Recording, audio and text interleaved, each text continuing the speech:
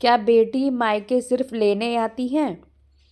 बेटियां घर छोड़ती हैं, घर वालों को नहीं। इस सच का एहसास उनके पास सदा बना रहता है। बस घर के लोगों को जरा देर लगती है इसे समझने में। खिड़की के पास खड़ी सिमरन सोच रही थी, भाई दूज आने वाली है। पर इस बार ना तो माँ ने फ़ोन करके भैया के आने की बात कही और ना ही मुझे आने को बोला। ऐसा कैसे हो सकता है? हे भगवान, बस सब ठीक हो।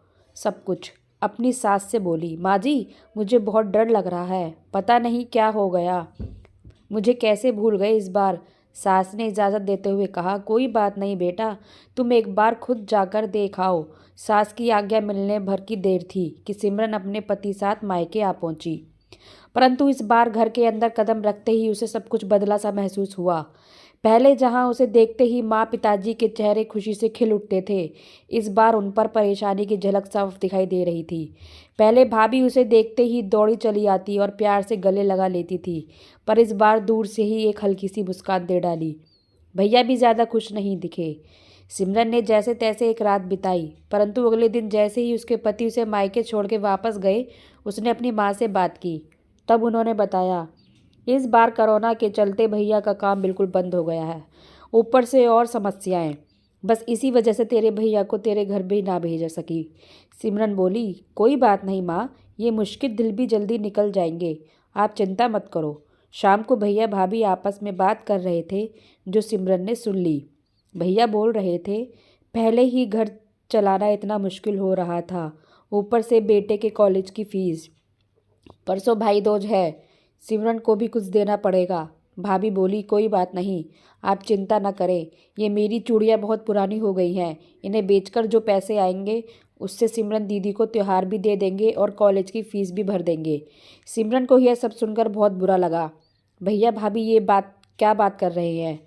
क्या मैं यहाँ उनको तंग करके कुछ लेने आती हूँ? वह अपने कमरे में आ गई। तभी उसे याद आया कि शादी से कुछ समय पहले जब वह नौकरी करती थी तो उसने बड़े शौक से अपनी पहली तनख्वाह लाकर पापा को दी थी। तब पापा ने कहा था, ये पैसे अपने पास ही रख ले बेटा, मुश्किल वक्त में काम आएंगे।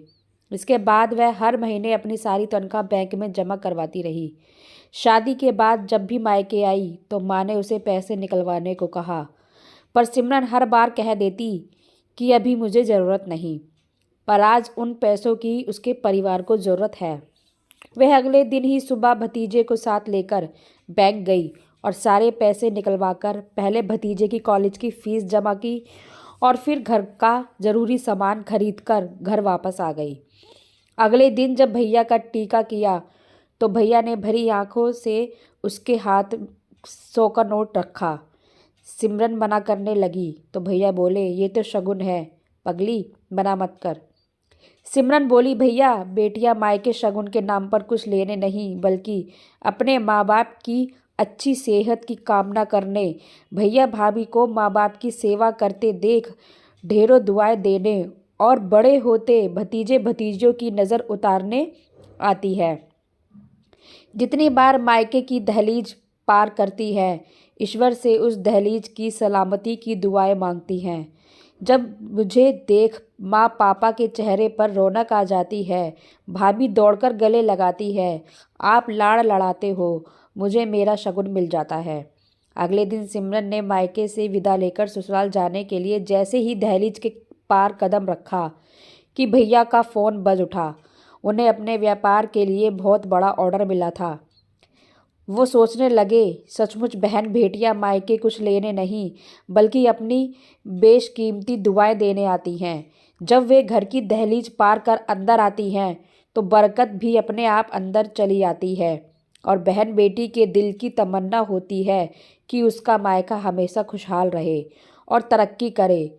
मायके की खुशहाली देख उसके अंदर एक अलग ही ताकत भर जाती है, जिससे उसके अपने जीवन में पेश आने वाली मुश्किलों का वो डटकर सामना कर पाती है। भैया की आंखों से खुशी के आंसू बहने लगे। तो फ्रेंड्स, अगर ये कहानी अच्छी लगी हो तो लाइक शेयर कमेंट्स करें और चैनल को सब्सक्राइब करें। Thank you.